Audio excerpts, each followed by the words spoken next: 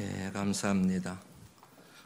안식일을 기억하여 거룩히 지키라 하는 말씀에 순종하여 엉뚱한 곳에 가지 아니하고 다른 곳에 있지 아니하고 생명의 주관자 되신 하나님 앞에 나오셔서 영과 진리로 예배드리시는 사랑하는 성도 여러분들 가운데 성령이 임하시길 주의 이름으로 축원합니다.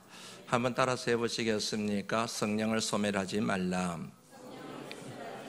오늘 본문 말씀 19절에 나오는 말씀입니다.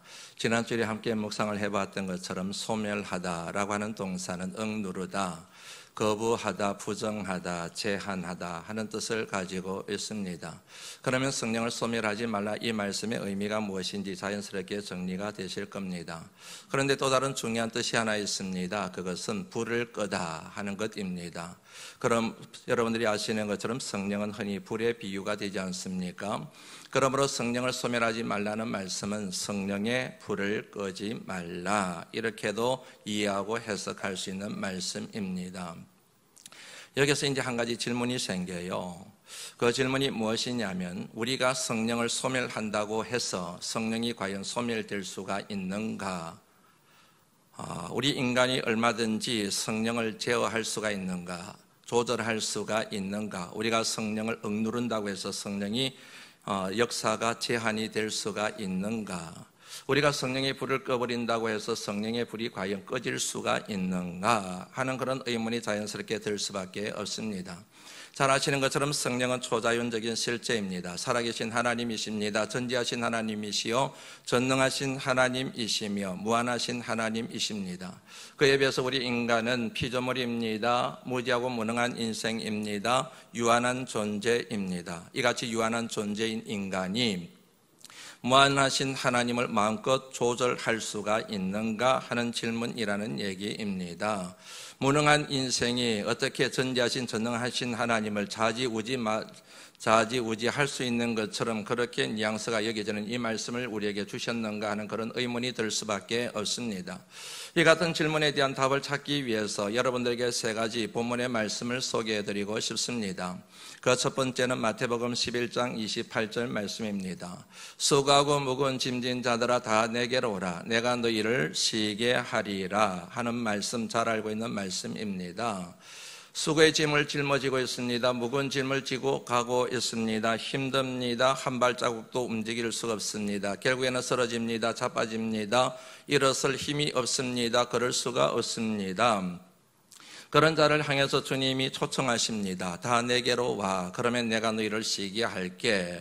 아니, 이럴 수가 있나 하는 의문이 듭니다. 지금 수고의 짐, 무거운 짐 때문에 걸어가다가 감당이 되지를 않아서 벅차서 넘어졌는데, 쓰러졌는데, 도저히 일어설 힘이 없는데, 기운이 없는데, 한 발자국도 내디딜 수가 없는 그런 형편과 처지에 처해 있는데 오라니요. 갈 수가 없는 형편인데 주님은 오라 그러세요. 와라. 그래야 내가 너희를 쉬게 하리라. 진정 주님께서 사랑의 하나님이라고 하신다면 가만히 있어, 내가 갈게. 얼마나 무겁니? 얼마나 힘드니? 일어설 수 없을 거야. 한 발자국도 내디딜 수 없을 거야. 너희 힘으로는 감당이 안 돼. 가만히 있어. 움직이지 말고 그 자리 가만히 있어. 내가 갈게. 가서 그 짐을 내려줄게. 그 짐을 풀어줄게. 인생의 모든 문제를 해결할게. 너는 움직이지 말고 가만히 있어.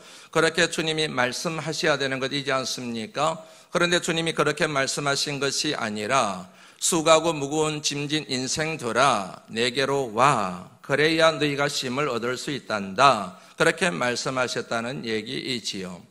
왜 주님이 올게 그러지 않으시고 너희들이 와야 돼 라고 말씀하셨을까 하는 의문이 들 수밖에 없지요.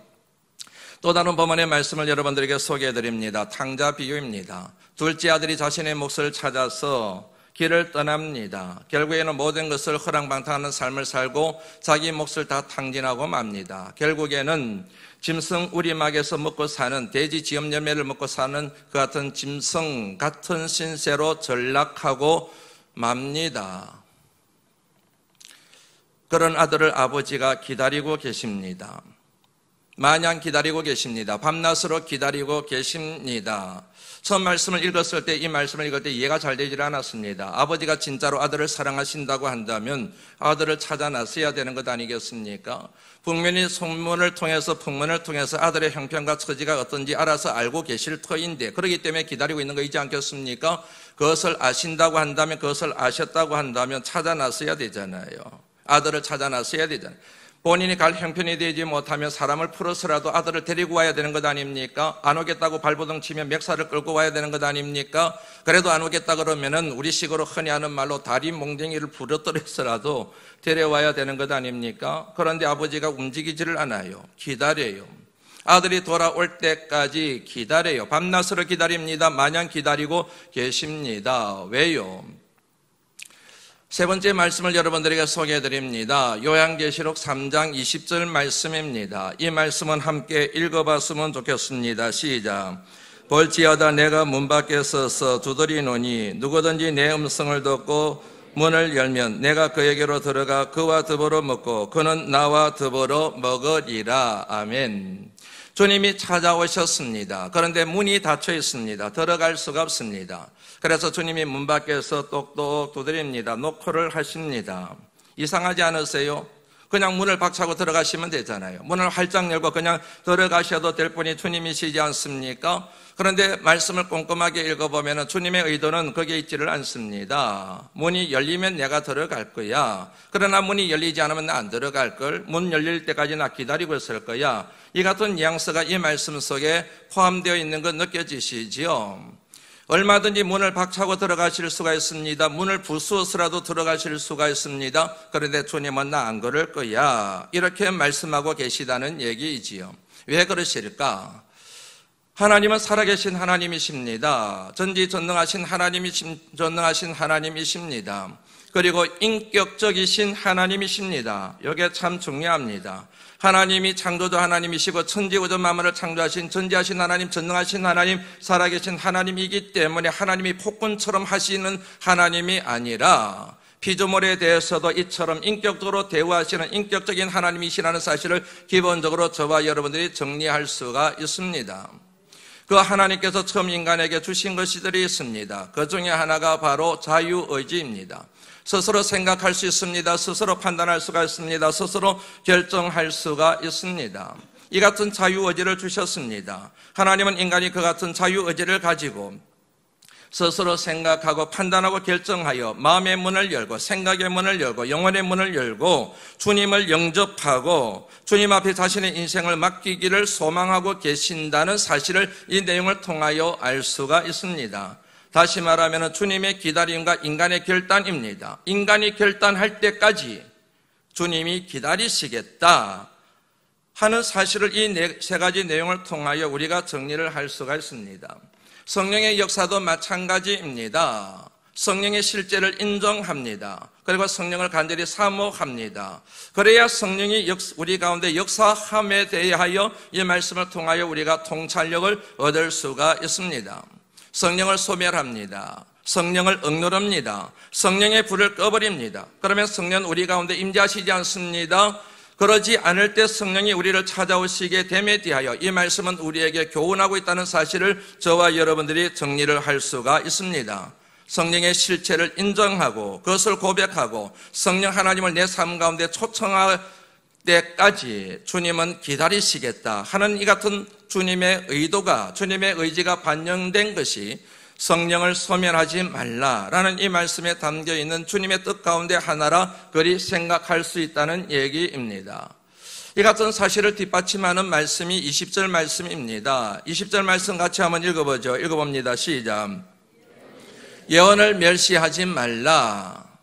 예언을 멸시하지 말라라는 말씀이 이어서 나옵니다. 여기서 예언은 쉽게 말씀드리면 하나님의 말씀을 의미합니다. 요한계시록 1장 2절 말씀, 요한은 하나님의 말씀과 예수 그리스도의 증거, 곧 자기가 본 것을 다 증언하였느니라. 이 예언의 말씀과 이 예언의 말씀을 읽는 자들과 듣는 자와 그 가운데 기록한 것을 다 지키는 자들이 복이 있나니 때가 가까움이라. 예언의 말씀이 기록된 말씀이요 선포된 말씀 곧 하나님의 말씀이요 예수 그리스도에 관한 증거라는 사실을 이 내용을 통하여 알 수가 있습니다. 이 예언의 말씀을 멸시합니다. 무시합니다. 깔봅니다. 비웃습니다. 조롱합니다. 그러지 말라는 내용이잖아요.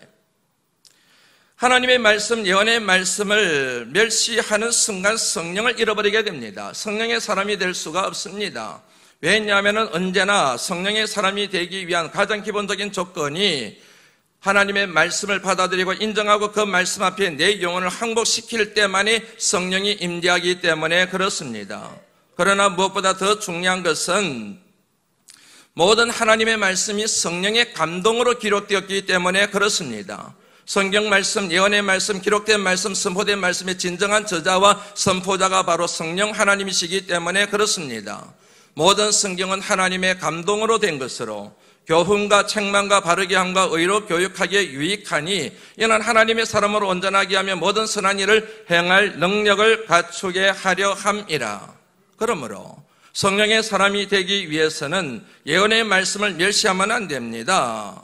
예언의 말씀을 인정해야 됩니다. 받아들여야 됩니다. 그 말씀 앞에 항복해야 됩니다. 그 순간 말씀의 물줄기를 타라 성령의 역사가 우리 심령속에 차오르는 거룩한 역사가 일어날 수가 있습니다. 이 같은 사례들을 우리들은 하나님의 말씀을 통하여 곳곳에서 발견할 수가 있습니다. 그 가운데서 가장 제가 좋아하는 말씀을 여러분들에게 소개하고 싶습니다. 사도행전 10장 44절 말씀, 그 말씀을 함께 읽어보면 좋겠습니다. 사도행전 10장 44절 말씀입니다. 한번 같이 읽습니다. 시작. 맞습니다. 베드로가 이 말을 했습니다. 그때 말씀, 성령의 말씀 듣는 모든 사람들에게 임했습니다. 내려왔습니다. 여러분, 이 말씀에 우리가 주목해 봐야 될 게 크게 두 가지입니다. 하나는 뭐냐면 베드로가 이 말할 때에 그랬습니다. 베드로가 이 말을 했습니다. 그 말을 한 게 아닙니다. 저 말을 한 게 아닙니다. 여기는 여러분 성경의 진정한 저자이신 성령 하나님께서 누가로 하여금 말씀을 기록하게 하실 때 굉장히 의도를 갖고 기록하게 하신 말씀의 포인트가 이 말이에요. 이 말. 그 말이 아닙니다. 그 자신의 말이 아닙니다. 저 말이 아닙니다. 이 말. 베드로가 그냥 말한 게 아니에요. 말씀을 그냥 전한 게 아니에요. 이 말을 했을 때, 이 말씀을 전파했을 때 말씀 듣는 사람들에게 성령이 임했다 하는 것이지요. 이 말은 무엇인가? 앞에 나오는, 집에 가서 읽어보시면 좋겠습니다. 앞에 나오는 베드로의 설교입니다. 그의 설교의 중심이 있습니다. 바로 예수 그리스도입니다. 예수 그리스도의 삶과 가르침입니다. 예수 그리스도의 삶과 가르침의 핵심 가치가 있습니다. 하나님 나라입니다. 구원입니다. 영생입니다. 이를 위하여 하나님을 영광 고자버리시고 주님이 이 땅에 오셨습니다. 고난받으시고 십자가에 죽임을 당하셨습니다. 그런데 하나님께서 그를 살리셨습니다. 이 같은 사실을 깨닫고 자신의 죄를 자각하고 주님 앞에 오는 자만이 이 같은 천국, 영생, 구원을 얻게 될 것이라는 메시지가 앞에 나오는 베드로 설교의 중심이에요. 이 말을 했다는 얘기예요. 성공에 대하여 얘기한 게 아니고 이 세상의 부귀영화를 누리는 비결에 대하여 원리에 대하여 얘기를 한 게 아니라 예수 그리스도, 복음의 중심, 복음의 본질인 예수 그리스도, 그분에 대하여 가르쳤다. 이렇게 말씀을 전하는 순간 그들에게 성령이 임했다는 것입니다. 찬송가 200장 가사 1절 말씀에 보면 이런 내용이 나오지요. 달고 오묘한 그 말씀, 생명의 말씀은 그 뒤에 쭉 다른 내용이 이어지게 됩니다. 저는 여러분 초대에 놓는 이 가사가 그렇게 좋을 수가 없습니다. 하나님 말씀이 달대요. 적과 꿀송이 꿀보다 더 달다고 한 시편 기자의 고백을 모아서 그리 고백한 것이지 않습니까? 여러분들에게 여쭤볼까요? 지금까지 신앙생활 하시면서 하나님 말씀이 참 달구나, 하나님 말씀이 참 맛있구나, 이 세상에 어떤 단 음식과 비교할 수 없을 정도로 하나님의 말씀이 달고 맛있구나 경험해 보신 적이 있으신지요? 만약에 그 같은 여러분 간증거리가 있다고 한다면 여러분들은 복 받으신 분들입니다. 그런데 그 간증이 과거에 머물러 있다고 한다면 참 불행한 일입니다. 지금 여러분들에게 그 같은 말씀의 단 기운을 느끼고 계시고 체험하고 계시냐 하는 그런 얘기입니다. 하나님 말씀은 답니다. 하나님 말씀은 오묘합니다. 왜냐하면 그 말씀이 생명의 말씀이기 때문에 그렇습니다. 하나님의 말씀이 생명의 말씀이 되는 단 하나의 이유가 있습니다. 그 말씀이기 때문입니다. 달고 오묘한 그 말씀, 생명의 말씀은 그 말씀.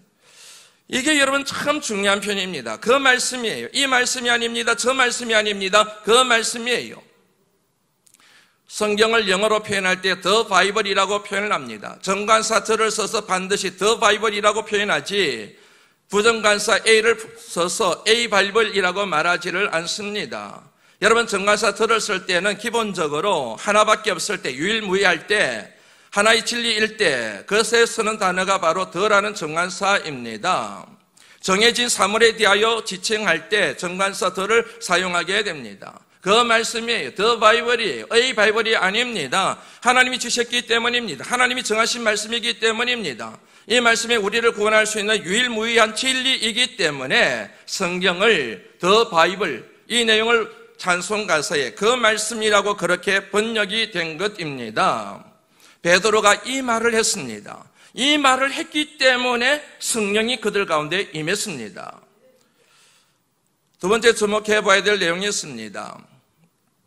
말씀 듣는 사람들입니다. 베드로가 이 말할 때에 성령이 말씀 듣는 모든 사람들에게 내려오시니 그랬습니다.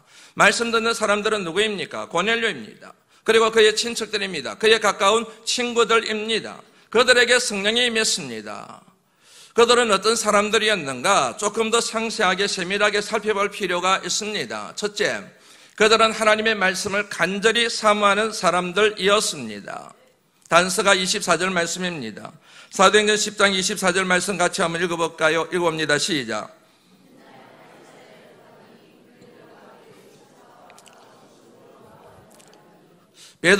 고넬료는 로마 군대의 백부장이었습니다. 군인이었습니다. 명령에 살고 명령에 죽는 사람이었습니다. 나라의 녹을 먹고 살아가는 사람입니다. 자기 시간이 있다고 하더라도 마음대로 사용할 수 없는 사람이 바로 군인 신분의 사람들입니다. 그랬던 여러분 고넬료가 시간을 냈어요. 시간을 뺐습니다. 근무해야 될 시간에 베드로를 맞이하기 위하여 지금 친척들과 친구들을 불러 모아서 기다리고 있습니다. 자칫 잘못하다가는 잘릴 수가 있습니다. 구설수에 오를 수가 있습니다. 상관으로부터 혼이 날 수가 있습니다. 만약에 제가 고넬료 입장이었다고 한다면 하나님 말씀이 아무리 귀해도 이렇게 얘기했을 가능성이 높아요. 부한 사람을 시켜넣는 것이죠. 너 우리 집 앞에 있어라. 나는 여기에 건물을 쓰고 있을 테니까 베드로가 만약에 도착하면 나한테 기별을 넣어. 내가 그때 갈게. 이랬을 거예요. 그런데 고넬료가 그러질 않아요. 만사를 제쳐놓고 열기를 제쳐놓고 집 앞에서 지금 베드로를 기다리고 있어요. 왜요? 말씀의 가치가 어떤 것보다 더 귀했기 때문에 그렇습니다. 그만큼 하나님의 말씀을 소중히 여기고 귀하게 여겼음을 이 내용을 통하여 알 수가 있습니다. 어린아이가 젖을 사모하듯이 말씀을 사모하라는 말씀이 있습니다. 어린아이에게서 젖은 단순한 먹거리가 아닙니다. 간식거리가 아닙니다. 어린아이에게서 젖은 바로 생명 그 자체입니다. 왜냐하면 젖을 먹으면 살 수 있지만 젖을 먹지 않으면 살 수가 없기 때문에 그렇습니다. 그러므로 어린아이가 젖을 사모하는 것은 생명의 절규입니다. 고넬료의 심정이 그랬습니다. 내가 아무리 백부장이지만 나라의 목을 먹고 살아가고 있는 사람이지만 이렇게 시간을 내게 되고 상관의 명령을 거스려서 이렇게 기다리고 있으면은 밥그릇이 떨어질지 모르지만 그러나 육신의 허기를 채우고 육신의 갈증을 해소하는 것보다도 영혼의 갈증을 채우고 영혼의 허기를 채우는 것이 더 중요하다. 이 의지가 반영된 것이 24절에 나오는 고넬료가 베드로를 기다렸다는 이 말씀에 담겨있는 중요한 메시지입니다.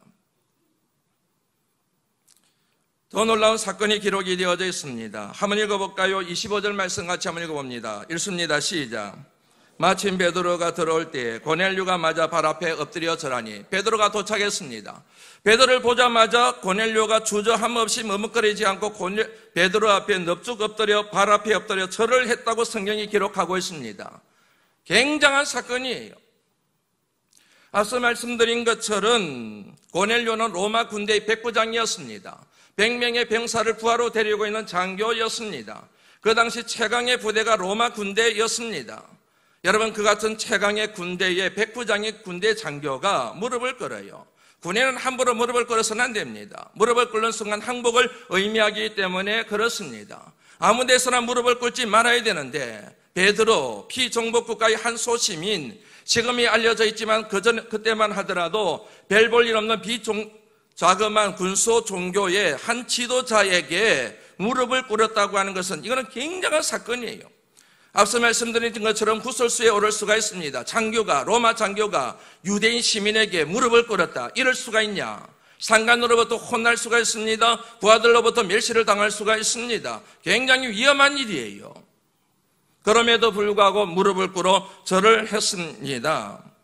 베드로가 굉장히 당황했습니다. 26절 말씀 같이 한번 읽어볼까요? 읽어봅니다. 시작.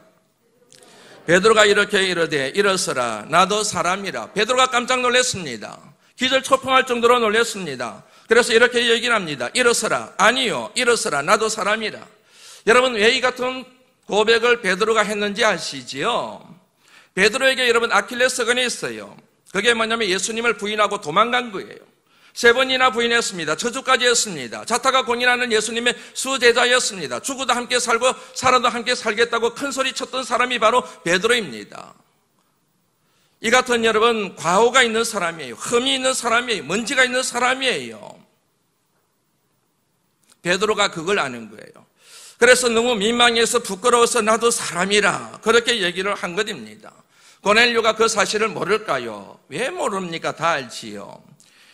지금 신생 종교로서 가장 각광을 받고 있고 그 리더십을 갖고 있는 베드로에 대한 소문이 쫙 퍼졌을 것 아닙니까? 고넬료가 알고 있어요. 과오가 있는 사람, 과거에 문제가 있었던 사람, 예수 그리스도를 부인하고 도망간 배신자 알고 있어요. 흠결이 있어요. 그거를 알고 있습니다. 그럼에도 불구하고 그에 개의치 않고 넙죽 엎드려 절을 합니다. 왜요? 말씀 때문에. 왜요? 말씀을 가지고 온 하나님의 사람이기 때문에. 말씀을 받고 그 가운데 온 하나님의 종이라는 믿음 때문에 그 앞에 엎드려 절을 했던 것입니다. 이를 통해서 여러분 말씀 들은 사람들이 겸손했음을 알 수 있습니다. 그 겸손은 몸의 겸손입니다. 몸의 태도와 자세를 낮추었다는 사실을 알 수가 있습니다. 여러분 말씀 들을 때 참 중요해요. 이 앞에서 말씀을 전하는 저는 몸의 태도를 굉장히 중요시 여깁니다. 눈을 감고 있으면 안 돼요. 팔짱을 끼고 있으면 안 됩니다. 다리를 꼬고 앉아 계시면 안 됩니다. 하나님 말씀을 들을 때는 철저하게 몸도 관리하셔야 됩니다. 몸의 태도를 낮추셔야 됩니다. 몸의 자세를 낮추셔야 됩니다. 겸손하셔야 됩니다. 몸의 겸손이 따르지 않으면 안 됩니다. 몸의 겸손만 있는 것이 아니었습니다. 마음의 겸손이 있었습니다.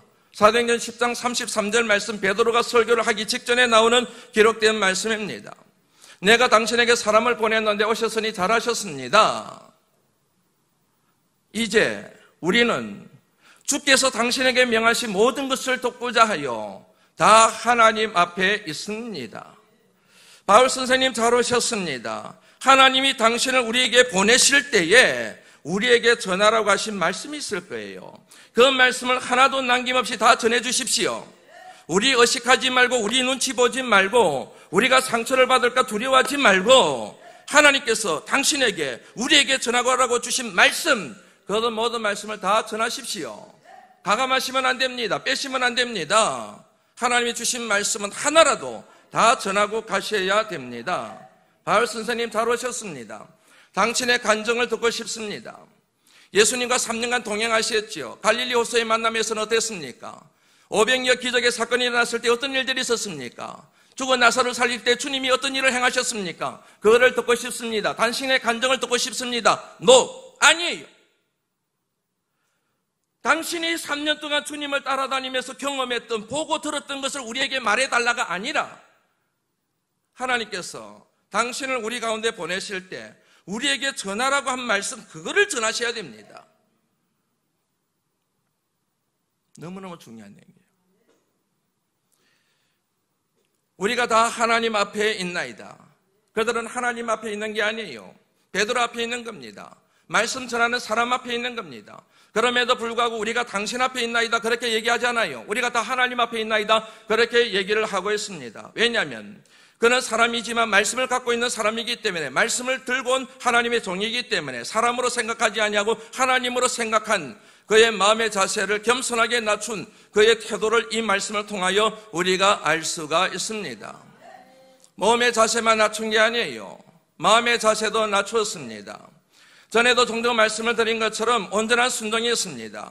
마음의 순종과 몸의 순종이 일치할 때입니다. 몸의 순종은 있으나 마음의 순종이 따르지 못하고 마음의 순종은 있으나 몸의 순종이 따르지 못하면 불완전한 순종입니다. 그 순종은 능력이 될 수가 없습니다. 겸손도 마찬가지예요. 마음의 겸손과 몸의 겸손이 일치해야 됩니다. 부모님 앞에서 몸의 겸손을 보이는데 마음의 겸손이 없는 경우가 있어요. 몸의 겸손은 있으나 마음의 겸손이 없습니다. 마음의 겸손은 있으나 몸의 겸손이 따르지는 못합니다. 진정한 겸손이 아닙니다. 그는 스스로를 기만하고 상대방을 기만하는 악한 행위입니다. 하나님 앞에 겸손한 자는 몸과 마음을 다 겸손하게 낮출 줄 아는 사람이 진정한 겸손한 사람이라는 사실을 오늘 고넬료의 사례를 통하여 저와 여러분들이 알 수가 있습니다. 정리가 되실 겁니다. 베드로는 이 말을 했습니다.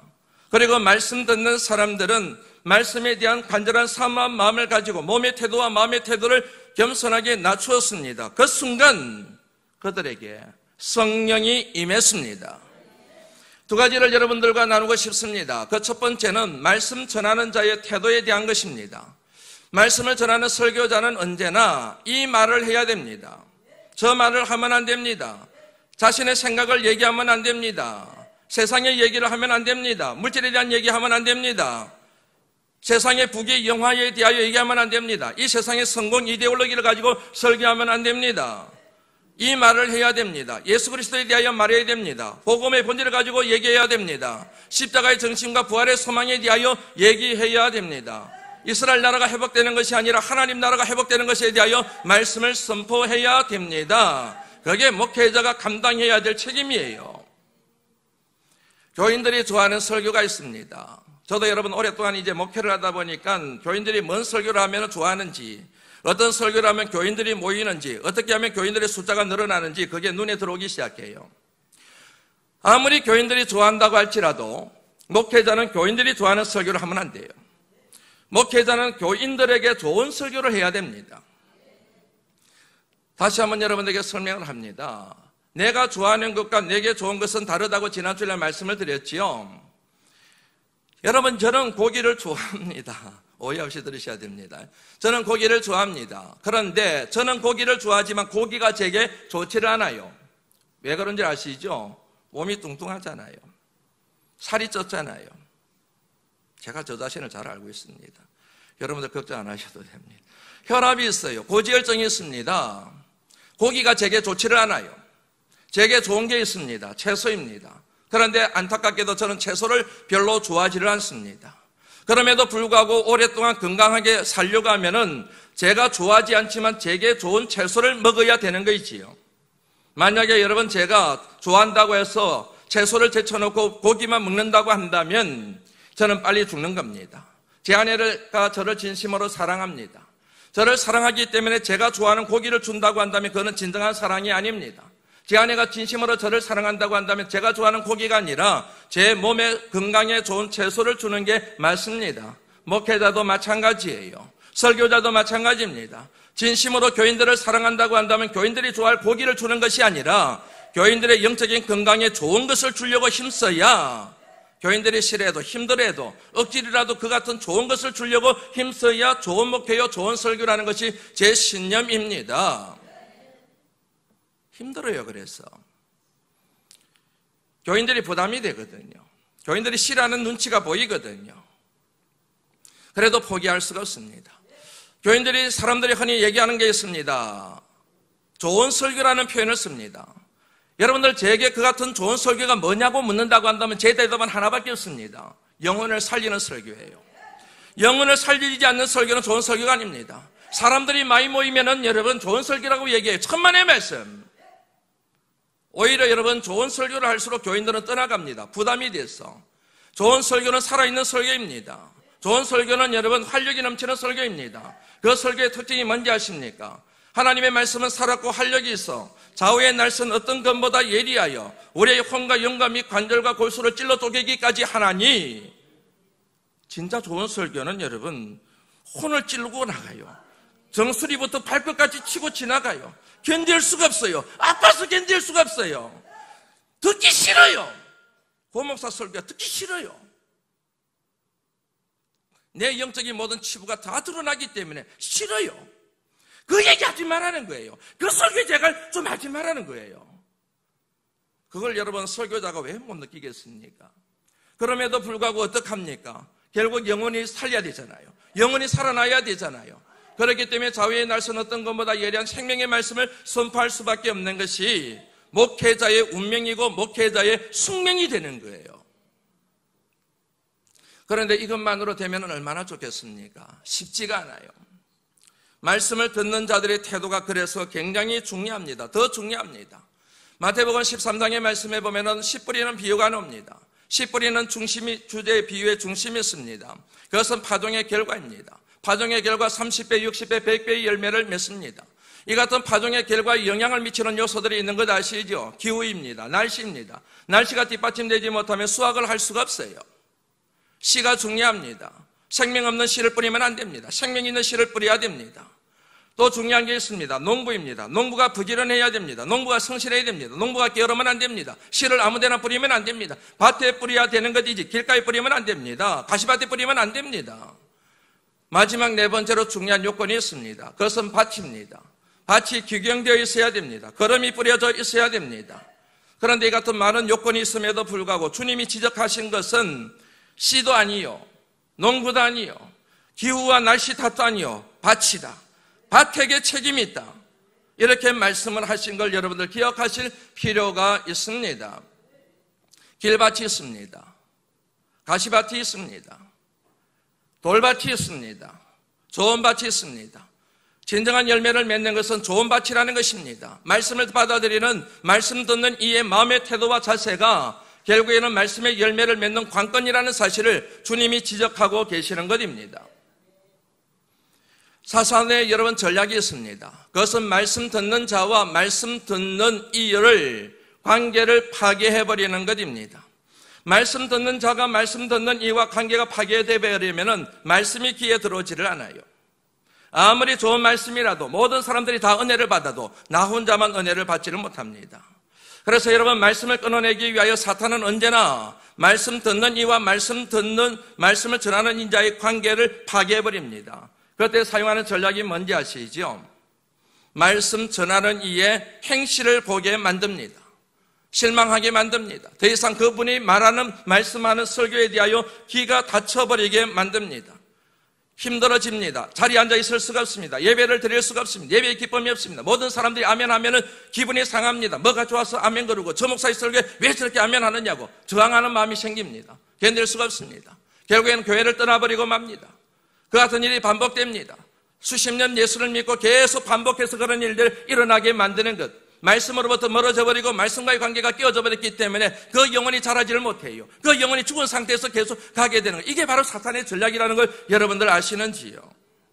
그래서 주님은 비유에서 씨 뿌리는 비유에서 밭이 중요하다. 이거로도 모자라서 나중에 주님이 어떤 말씀까지 하셨는지 마태복음 23장 3절 말씀을 같이 한번 읽어보시죠. 한번 읽어봅니다. 시작. 그들이 하는 행위는 범하지 말라. 그들이 말만 하고 행하지 아니하며. 여기에 나오는 그들은 앞부분에 나오는 2절에 나오는 바리새인들과 서기관들을 얘기합니다. 서기관들의 언행이 일치를 하질 않아요. 말씀은 이렇게 가르치는 행실은 엉망진창이에요. 주님이 말씀하십니다. 이들은 언행이 일치하지 않아. 말은 이렇게 하지만은 행실은 이렇게 하지 마. 그런데 얘들아, 저들의 행동을 보지 말고 저들이 말하는 것은 들어. 저들이 말하는 것은 옳단다. 여러분 이게 얼마나 중요한 의미를 갖는지 모릅니다. 주님은 우리들로 하여금 말씀 전하는 자의 행실을 보는 것보다는 말씀을 듣게 만들어요. 듣기를 원하십니다. 그런데 사탄의 세력은 그게 아니에요. 자꾸만 말씀 전하는 자의 행실을 보게 만듭니다. 그래서 말씀으로부터 길을 닫아버리게 만듭니다. 그래서 여러분 우리에게 남는 게 뭡니까? 하나도 없잖아요. 함께 동역했던 김동호 목사님이 설교에 대하여 이런 얘기를 하신 적이 있습니다. 사람이 준비하는 설교이기 때문에 설교자에게도 흠이 있다. 고넬료처럼 과오가 있을 수가 있다. 그런 말씀이기 때문에 그 말씀에는 금만 있는 것이 아니라 돌도 있을 수가 있다. 그런데 같은 말씀을 가지고 어떤 교인들은 금을 캐고 같은 말씀 속에 있는 분들은 금은 캐지 않고 돌만 캐는 분들이 있다. 그 말이 여러분 실감 날 때가 얼마나 많은지 모릅니다. 같은 설교를 듣고 있는데 어떤 분은 금을 캐요. 아멘, 아멘 그럽니다. 맞아, 맞아 그럽니다. 저 목사님이 내가 마음에 들지는 않지만 말씀은 맞아, 아멘, 아멘 그렇게 수용합니다. 받아들입니다. 인정합니다. 그런데 어떤 분은 돌만 캐요. 의심합니다. 불신합니다. 거부합니다. 부정합니다. 자기는 뭐 말씀대로 살고 있나? 자기나 잘 살라고 그러지. 끊임없이 말씀을 밀어내는 거예요. 이게 여러분 얼마나 불행한 일인지 여러분들 아시지요? 그 불행한 여러분 결과에 대하여 오늘 말씀이 그렇게 기록되어 있는 거예요. 성령을 소멸하지 말라. 예언을 멸시하지 말라. 예언의 말씀을 거부하는 순간 성령은 우리에게서 떠나는 거예요. 예언의 말씀, 기록된 말씀이든 선포된 말씀이든 하나님 말씀을 우리가 받아들일 때, 그 말씀에 순종할 때, 간절하게 사모할 때에, 그 말씀 앞에 몸의 자세와 마음의 태도를 낮출 그때에 그 말씀의 물줄기를 따라서 우리 가운데 성령의 거룩한 물줄기가 소매되게 된다는 사실을 기억하실 수 있기를 주의 이름으로 축원합니다. 여러분들은 금을 캐는 분들이십니까? 아니면 돌을 캐시는 분들이십니까? 이제 말씀을 마무리하려고 합니다. 귀 있는 자는 성령이 교회들에게 하는 음성을 들을지니라. 귀 있는 자는 성령의 음성을 듣습니다.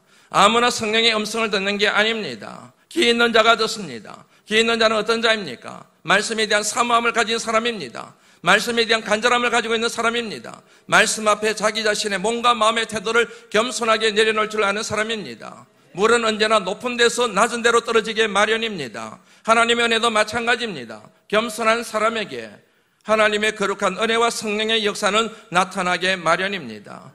말씀을 통하여 거룩한 성령을 날마다 체험하시고 그 성령의 은혜로 지난주에 다루었던 말씀처럼 항상 기뻐하시고 범사에 감사가 넘쳐나는 거룩한 성도의 삶을 살아내실 수 있는 성령의 사람들이 다 되실 수 있기를 주의 이름으로 축원합니다.